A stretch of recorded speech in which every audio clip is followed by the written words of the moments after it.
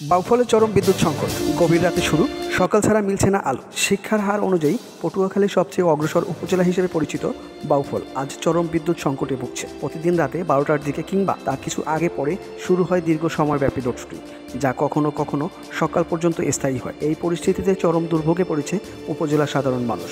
শুধু গরম আর অন্ধকারই নয়, ক্ষতিগ্রস্ত হচ্ছে শিক্ষার্থী, ক্ষুদ্র ব্যবসায়ী ও রোগীরা। অনেক পরিবার ছোট ছোট শিশুদের নিয়ে গভীর রাতে ঘুম হারিয়ে ফেলে। উদ্বেগ কৃষিকাজ, ক্ষুদ্র শিল্প এবং ইলেকট্রিক পণ্যের ব্যবসাও মারাত্মকভাবে ক্ষতিগ্রস্ত হচ্ছে। এ নিয়ে ভুক্তভোগীরা বারবার অভিযোগ করলেও পল্লী বিদ্যুৎ অফিস থেকে মিলছে না কোনো কার্যকর সাড়া। অফিসের হেল্পলাইন নাম্বারেও কল করেও সাড়া পাওয়া যাচ্ছে না বলে অভিযোগ করেছেন অনেকেই। একাধারে নাম্বার বিজি দেখায়, কখনো কখনো কল ঢুকলেও কেউ ফোন রিসিভ করে না। ফলে নিরবিচ্ছিন্ন বিদ্যুৎ সুবিধায় দাবি যেন হারিয়ে যাচ্ছে এই অবহেলার অন্ধকারে।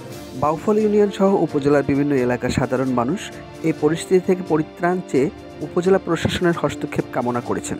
পাশাপাশি তারা দেশের সর্বোচ্চ পর্যায়ের নীতি নির্ধারকদের দৃষ্টি আকর্ষণ করেছেন, যাতে দ্রুত সমস্যা চিহ্নিত করে কার্যকর পদক্ষেপ নেওয়া যায়।